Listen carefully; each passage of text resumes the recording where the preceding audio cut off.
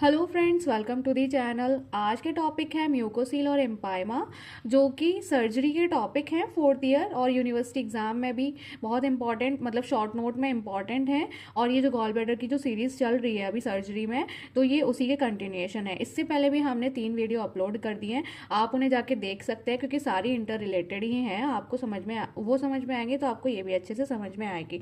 तो हम इसमें अलग म्यूकोसील भी पढ़ेंगे, अलग एम्पाइमा भी पढ़ेंगे। हम सबसे पहले इसके कंपैरिजन देखेंगे, मतलब इसको डिफरेंस के तरीके से पढ़ेंगे जिससे कि हमें ये अच्छे से समझ में आए। ठीक है, तो म्यूकोसील और एम्पाइमा ये क्या होते हैं हम इन्हें समझेंगे। और उससे पहले एक छोटा सा काम है कि अगर आपने हमारा चैनल सब्सक्राइब नहीं किया है तो आप हमारा चैनल सब्सक्राइब करें। आपको हमारी वीडियोस पसंद आती हैं, हेल्पफुल लगती हैं, तो आप इसे लाइक करें और लोगों को शेयर करें जिससे कि और लोगों को भी ये हेल्पफुल हो और उन्हें भी टॉपिक समझने में आसानी हो। और अगर आपको प्रेप लैडर चीपर प्राइस में चाहिए, डिस्काउंट में चाहिए, तो आप हमें कॉन्टैक्ट कर सकते हैं। चलिए आगे बढ़ते हैं। तो अब हम आते हैं म्यूकोसील और एम्पाइमा में, कंपैरिजन करते हैं। सबसे पहले डिफरेंसेस पढ़ते हैं, फिर इनको अलग अलग पढ़ेंगे। तो म्यूकोसील क्या होता है? देखिए, म्यूकोसील, म्यूको मतलब म्यूकस। गॉल ब्लैडर में अगर म्यूकस भर जाता है तो हम उसे म्यूकोसील ऑफ गॉल ब्लैडर बोलते हैं। ठीक है, gall bladder is full of mucus. तो क्या होता है, नॉर्मली क्या होता है, लिवर से, यहाँ पे लिवर होगा, ठीक है, लिवर से क्या होता है, बाइल सीक्रेट होता है और गॉल ब्लैडर में स्टोर होता है कुछ टाइम के लिए। ठीक है, गॉल ब्लैडर की जो एपिथेलियल सेल्स होती हैं, गॉल ब्लैडर की वॉल जो होती है वो म्यूकस सीक्रेट करती है। ठीक है, वहां से म्यूकस सीक्रेट होता है। तो जब फैटी मील लेते हैं, तो वो ड्यूडेनम में जाएगा। ड्यूडेनम में जाएगा तो वहां से, मतलब जब फैटी मील ले रहे हैं, ठीक है, तो वहां से ड्यूडेनम क्या करेगा, कॉलिसिस्टिक आयनिन रिलीज करेगा। कॉलिसिस्टिक आयनिन रिलीज जब होगा तो क्या होगा, गॉल ब्लैडर कॉन्ट्रैक्ट होगा। गॉल ब्लैडर कॉन्ट्रैक्ट होगा तो बाइल जो है वो ड्यूडेनम में जाएगा। तो ड्यूडेनम, तो वहां पे जो फैट है, वहां पे जो मील है, फैटी मील है, वो वहां पे जो फैट है उसका इमल्सिफिकेशन होगा। बाइल का फंक्शन है ये। ठीक है, तो कॉन्ट्रैक्ट होगा जिसकी वजह से बाइल जो है वो बाहर आएगा और इमल्सिफिकेशन में हेल्प करेगा। ठीक है, और उसकी वजह से यहाँ पे जब कॉन्ट्रैक्शन होगा तो गॉल ब्लैडर भी एम्प्टी हो जाएगा। अब क्या है, अगर यहाँ पे मान लीजिए स्टोन हो गया, सिस्टिक डक्ट में स्टोन हो गया, सिस्टिक डक्ट में स्टोन जब हो जाएगा तो वो डक्ट को ऑब्स्ट्रक्ट कर देगा और जो बाइल है वो बाहर ही नहीं जा पाएगा, जिसकी वजह से मतलब कॉन्ट्रैक्शन होगा लेकिन है ना, वो बाइल बाहर नहीं जाएगा। और गॉल ब्लैडर जो गॉल ब्लैडर की एपिथेलियम है वो म्यूकस लगातार सीक्रेट करे जा रही है। ठीक है, तो जिसकी वजह से क्या होगा, जो गॉल ब्लैडर है वो डिस्टेंडेड हो जाएगा, वो फूल जाएगा। उस कंडीशन को हम बोलते हैं म्यूकोसील। इसके तो इसमें हमें क्या दिखेगा, जो गॉल ब्लैडर है वो डिस्टेंडेड है, डिस्टेंशन ऑफ गॉल ब्लैडर हमें यहाँ पे दिखेगा। ठीक है, क्लिनिकल फीचर देख लेते हैं। पेनलेस स्वेलिंग होगी राइट हाइपोकॉन्ड्रियम में, नॉन टेंडर होगा, स्मूथ सॉफ्ट ग्लोबुलर मास हमें दिखेगा, पैल्पेबल गॉल ब्लैडर हमें यहाँ पे दिखेगा।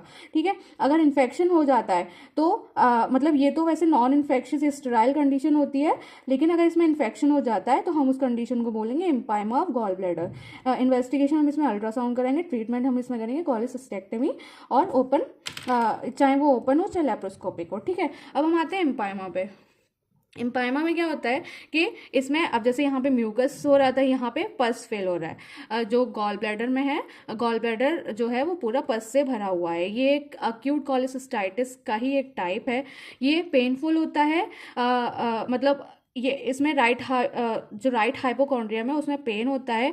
तो इसमें क्या होगा, क्लिनिकल फीचर्स क्या होंगे, टेंडरनेस होगी, इसमें स्मूथ ग्लोबुलर मास मिलेगा और गॉल ब्लैडर भी डिस्टेंडेड मिलेगा। इसमें फीवर हो सकता है। ठीक है, फीवर तो होगा ही क्योंकि इन्फेक्शन है।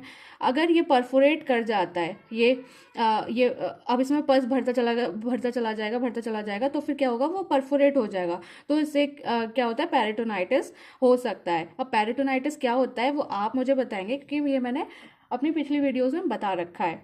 इसकी इन्वेस्टिगेशन क्या है, अल्ट्रासाउंड से हम इसे कर सकते हैं। और ट्रीटमेंट इमरजेंसी कॉलिसिस्टेक्टमी। अब हम पढ़ते हैं इनको अलग अलग से।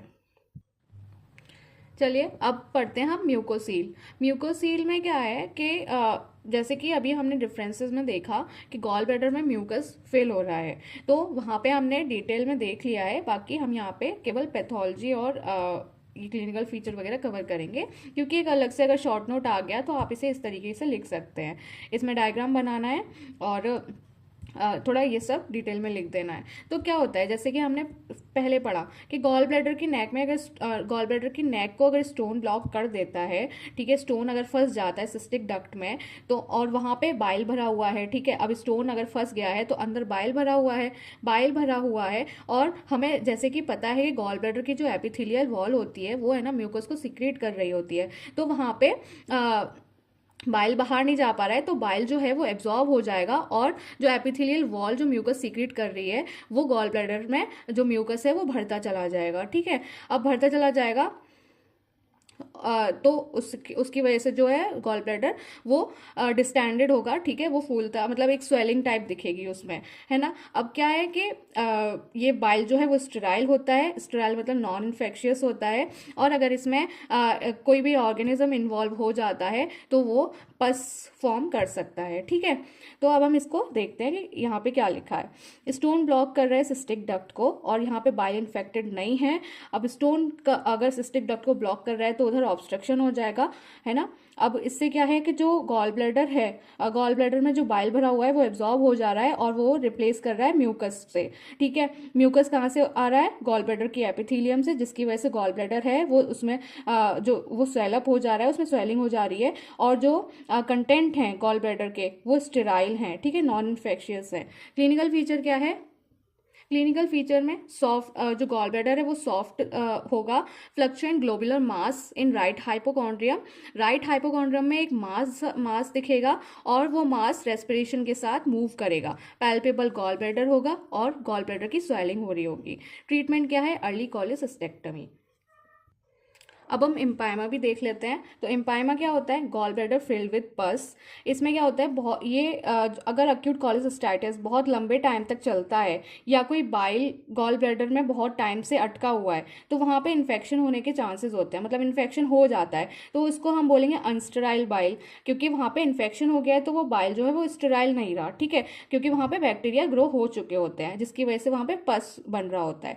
तो यहाँ पे जो गॉल ब्लैडर है, गॉल ब्लैडर में पस भर चुका है। तो अभी हम देखते हैं गॉल ब्लैडर फिल्ड विद पस।